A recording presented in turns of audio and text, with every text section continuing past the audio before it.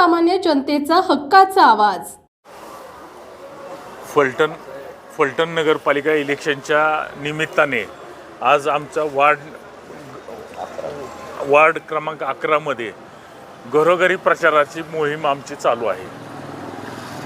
या प्रचाराच्या मोहिमेमध्ये नागरिकांच्या ज्या काही समस्या समोर येत आहेत, गेल्या 25 वर्षामध्ये ज्या 15 दिवसात होणाऱ्या समस्या दुरुस्त होणाऱ्या समस्या होत्या, त्याला 25 वर्ष वाट बघावी लागते. हेच दुर्दैव वाटते की आता आम्ही रस्त्याने फिरताना बघतोय, ज्या ठिकाणी ड्रेनेजची व्यवस्था हवी होती तिथं अजूनही ड्रेनेजची व्यवस्था नाही आहे, आणि जिथं ड्रेनेजची व्यवस्थाची गरज नव्हती तिथं ऑलरेडी ड्रेनेजची व्यवस्था होती, तिथं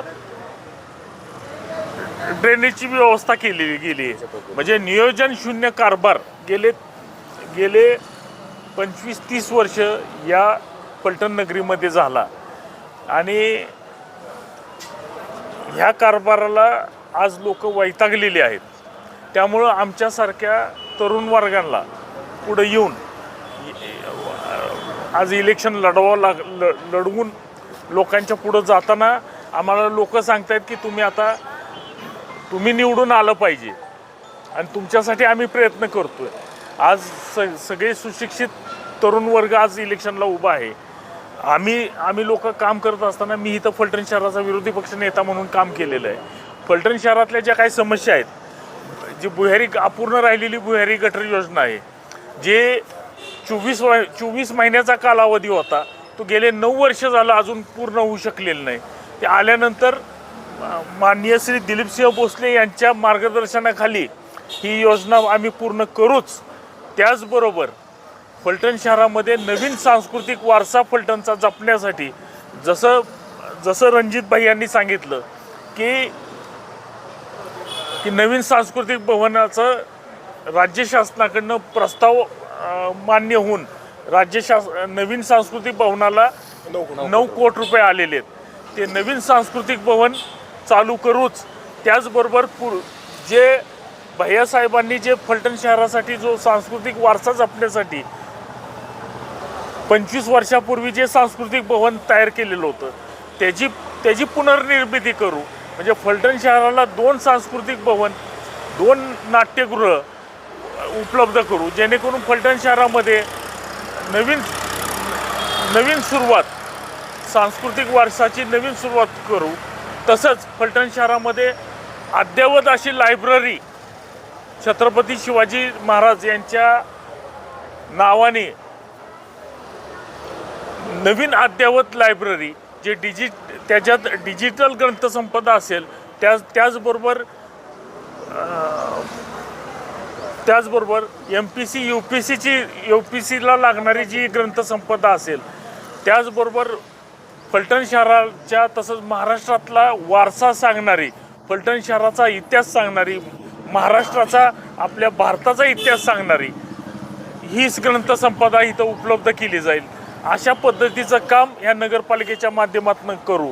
पाणी प्रश्नाच्या संदर्भात म्हणसाल तर ताईंना फार म्हणजे हा विषय ताईंच्या फार मनाला लागलेला आहे. कारण महिला बोलत असताना ताईंकडे जाऊन एकच म्हणतात की आमचा पाणी प्रश्नाचा विषय तुम्ही मार्गस्थ करा. एवढंच सांगतो ताई की आपल्या फलटण शहरामध्ये 5 टाक्या अशा आहेत की त्या टाक्यांमध्ये गेले 12-11 वर्ष झालं पाण्याचा थेंब पडलेला नाही. टाक्या बांधून उभ्या आहेत, पण त्या टाक्या चालू करण्याची तसदी ह्या सत्ताधाऱ्यांना घेता आलेली नाही. तर त्या टाक्या चालू करण्याचा ही इलेक्शन झाल्यानंतर 1 महिन्याच्या आत त्या 5 टाक्या चालू करून घेतल्या जातील, आणि ज्या टाक्यांवर 1000 घरं असतील, त्या टाक्या डिवाईड करून एका टाकीवर 500 घरं आणि एका टाकीवर 500 घरं अशा पद्धतीचं नियोजन या फलटण शहरामध्ये केलं जाईल. म्हणजे जेणेकरून ज्या 5 टाक्या आहेत, एक टाकी 10 लाख लिटर क्षमतेची आहे, म्हणजे 50 लाख लिटर क्षमतेपासून बांधून सुद्धा त्या टाक्यामध्ये पाणी पडलेलं नाही. म्हणजे फलटण शहराला 50 लाख लिटरला वंचित ठेवण्याचं काम ह्या सत्ताधाऱ्यांनी केलेलं आहे. हे पहिलं 1 महिन्याच्या आत आम्ही पूर्ण करू. तसंच भैयासाहेबांनी सिटी बसचा उल्लेख केला, महिलांसाठी हा प्रस्ताव यांनी 2017 साली नगरपालिकेला दिलेला होता, पण तो प्रस्ताव सुद्धा त्यांनी स्वीकारायची तसदी घेतली नाही, तो तहकूब ठेवण्याचं काम केलं.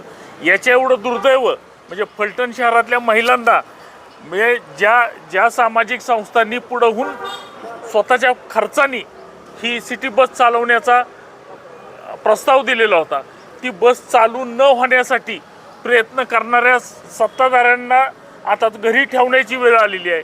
आणि ते फलटण शहरातल्या लोकांनी याचा विचार करावा आणि येणाऱ्या 20 तारखेला भारतीय जनता पार्टीला बहुमताने विजयी करावं, एवढं मी बोलून माझे 2 शब्द संपवतो. आपल्या भागातील महत्त्वाच्या आणि ताज्या बातम्या पाहण्यासाठी गंधवार्ता न्यूज चॅनलला यूट्यूबवर सबस्क्राईब करा आणि बेल आयकॉन प्रेस करा.